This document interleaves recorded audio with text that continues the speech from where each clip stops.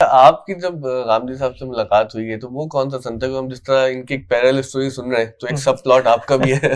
یہ جس جگہ پہ آپ اس وقت تشریف فرما ہیں بالکل اسی جگہ پر سن 2000 غالباً 10 میں پہلی ملاقات جو ہے وہ ہماری غامدی صاحب سے ہوئی یہاں پہ. اور ہم لوگوں نے جس ماحول میں آنکھ کھولی، جو آپ نے غامدی صاحب سے اس وقت داستان حیات سنی ہے، اس سے بہت ہی مختلف ماحول تھا. کیونکہ یہ وہ نسل تھی جو اپنے اس تہذیبی ورثے کو، جو مسلمانوں کی عظمت رفتہ کی تاریخ میں، ان کی علمی تراث میں، ان کے بڑے نابغہ لوگوں کی تہذیبی روایت میں ان لوگوں تک پہنچی تھی. یہ وہ آخری نسل تھی. اس پورے ماحول کا اور اس پوری کی پوری کیفیت کا ان کے وقت خاتمہ ہو چکا ہے. ہم لوگوں نے جب شعور کی آنکھ کھولی ہے تو اس وقت تو ایک کشمکش کا ماحول ہے، اور اس ملک کے اندر جو مذہبیت ہمیں نظر آتی تھی اس کے ہاں ایک رد عمل ہے، ایک شدت ہے. اور گویا کہ اس نسل کی حد تک تو ایک، چونکہ آپ کو ایک آماجگاہ مل چکی ہے پاکستان، آپ اس کے بارے میں بہت سارے تصورات رکھتے ہیں، ہر کوئی چاہتا ہے کہ اپنے اپنے افکار کا معمل اس کو بنائے. امید باقی تھی، اور معاشی صورتحال بھی اتنی ناگفتہ بھی نہیں تھی، سماجی طور پر لوگوں کا میل جول، رویے، روابط، یہ سب کچھ تھا.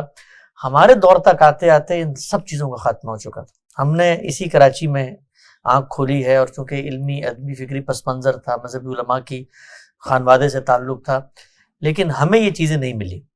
اور ایک طرح کا جو وہ تہذیبی رپچر کا آغاز ہوا ہے، اس کا جس کو آپ کہتے ہیں نقطہ عروج ہے 1990 کی دہائی. اس کراچی کے اندر جب کچھ تو خون کا بازار گرم ہوا، آپ نے یہاں دیکھا کیسے ناحق لوگوں کو قتل کیا گیا.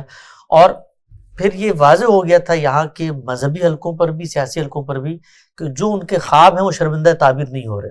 تو اس کے نتیجے میں ایک پولرائزیشن اور نفرت کی فضا بنی.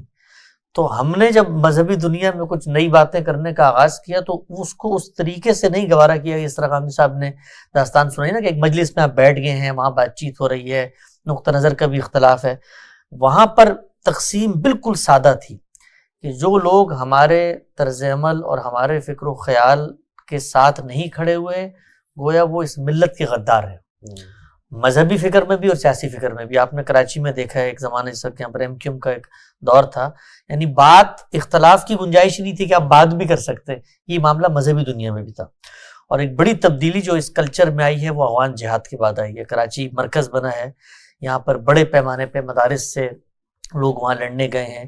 اس کے بعد وہ جو پوری کی پوری لاکھوں کی تعداد میں قوم آئی ہے، جن کو آپ نے کتابیں ہاتھوں سے لے کے اسلحہ جن کے ہاتھوں میں پکڑا دیا تھا، ان کو آمادہ کرنا بہت مشکل کام تھا. یعنی ادب جو ہے وہ ان کے لیے ایک بالکل بیکار چیز تھی.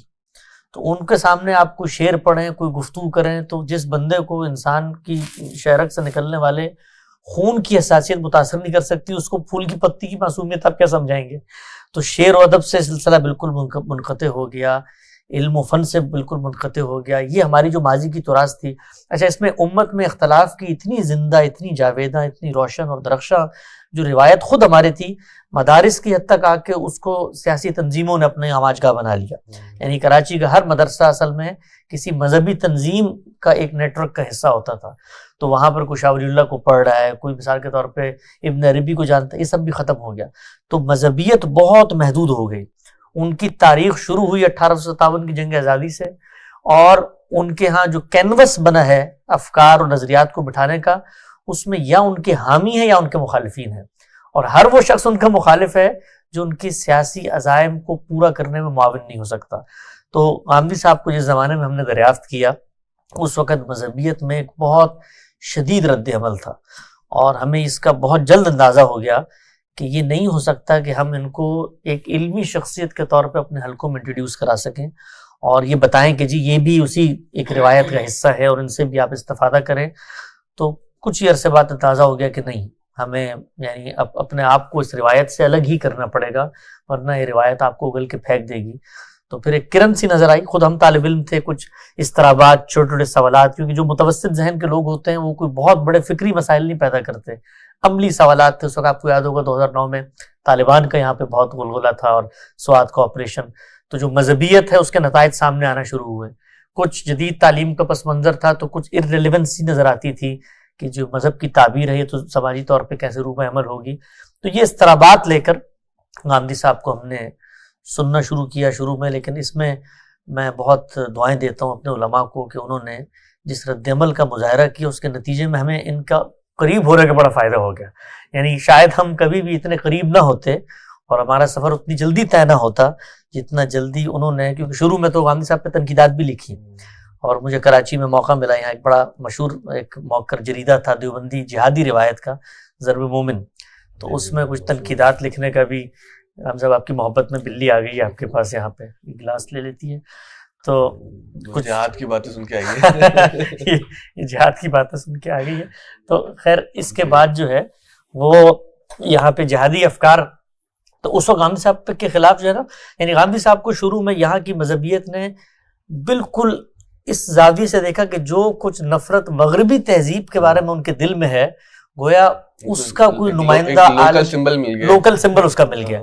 تو نہ نظریات سے آگہی ہو سکی اور نہ افکار کو جان سکے، لیکن اس میں بڑی تبدیلی آئی ہے. میں نے دیکھا گزشتہ 10 سالوں میں یہ بات تو ہم صاحب نے کی، آپ نے بھی کی، کہ اب وہ بیٹھ کے نہیں ہیں، اب وہ رسائی نہیں ہے لوگوں، لیکن جو علم گھر گھر پہنچ چکا ہے وہ پہلے کبھی نہیں پہنچ سکا تھا. آپ دیکھیں گاندھی صاحب کا علم، فکر، ان کی شخصیت، ان کی تحمل مزاجی، یہ عالمی سطح پہ اللہ نے پہنچانے کا بندوبست کر دیا. یہ تو ٹھیک ہے ہر آدمی مل نہیں سکتا، لیکن ہر آدمی سن سکتا ہے، پہلے یہ نہیں ہو سکتا تھا. تو اس سے مذہبی لوگوں میں ایک رواداری پیدا ہوئی ہے. اس وقت بڑے پیمانے پہ لوگ گاندھی صاحب کو سن رہے ہیں، ان کے نظریات کو جان رہے ہیں، تنقیدی عمل شروع ہوا ہے. اور میرا خیال ہے یہ پہلا مرحلہ ہے. میں اس کو عام طور پہ تعبیر کر کے کہتا ہوں کہ 3 اسٹیجز ہیں جس سے مذہبیت گزرتی ہے. پہلا ڈینائل کا ہوتا ہے، دوسرا مرحلہ لیبلنگ کا ہوتا ہے، اور تیسرا مرحلہ تنقیدی مطالعے کا ہوتا ہے، اور چوتھا مرحلہ قبولیت کے بعد آنکھوں پہ بٹھا کے اکابر بنانے کا ہوتا ہے. تو ابھی ہماری مذہبیت دوسرے اور تیسرے مرحلے کے درمیان ہے، اور وہ گاندھی صاحب کے افکار و نظریات کو پڑھ رہی ہے. مجھے امید ہے کہ اس وقت جو جدید سماج نے سوالات پیدا کر دی ہیں، بہت ساری چیزیں فکر کی سطح پہ اتنی جلدی اپریشیٹ نہیں ہوتی، لیکن جو خارجی ضروریات ہیں وہ آپ کو مجبور کر دیتے ہیں کہ آپ فکر کا بھی دیانتداری سے جائزہ لیں. تو ہمارے معاشرے میں اس زمانے نے کچھ ایسے بڑے سوالات پیدا کر دیے ہیں جو مذہب کی ریلیونس کو نوجوان طبقے کے ساتھ پیدا کرنے میں ناکام ہے. اس وقت کا نوجوان طبقہ انٹرٹینمنٹ کے بغیر نہیں جی سکتا.